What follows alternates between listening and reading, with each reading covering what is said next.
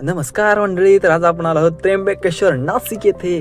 तर आज आता सकाळचे 7 वाजता आहेत आणि आपण तिथे पोहोचल्यानंतर आपण हा सूर्यप्रकाश एकदम सनसेट पाहू शकता. खूप किती छान वाटतंय ना.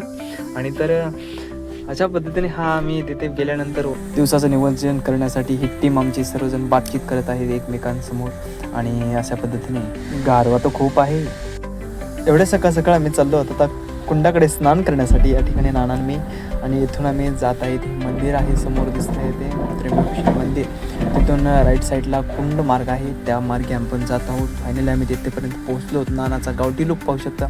या ठिकाणी हे कुंड आहे. इथे आम्ही गेल्यानंतर सर्वांनी आम्ही आंघोळ वगैरे स्नान केलं आणि नंतर आम्ही सर्वांनी उरकून इथून लेफ्ट साईडला मंदिर आहे नवनाथांचे, त्या मंदिरात आपण जात आहोत. हे मंदिर नवनाथांचे आहे आणि इथून या ठिकाणी हे नवनाथांचे मंदिर आहे. इथून हे सीता माता आणि हनुमानजी यांचे मंदिर आहे. इथून पुढे गोरक्षम मठ, जुना गोरक्षम मठ आहे. इथे एकदम मन प्रसन्न असं वातावरण आहे, एकदम शांत वातावरण.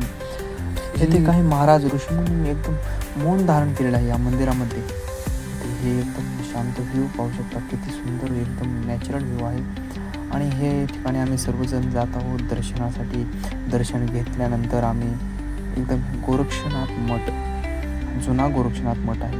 सर्व मंडळी आम्ही इथे आलो. एकदम शांत मन प्रसन्न होत आहे मित्रांनो. अशा ठिकाणी आपण जात आहोत आणि आतमध्ये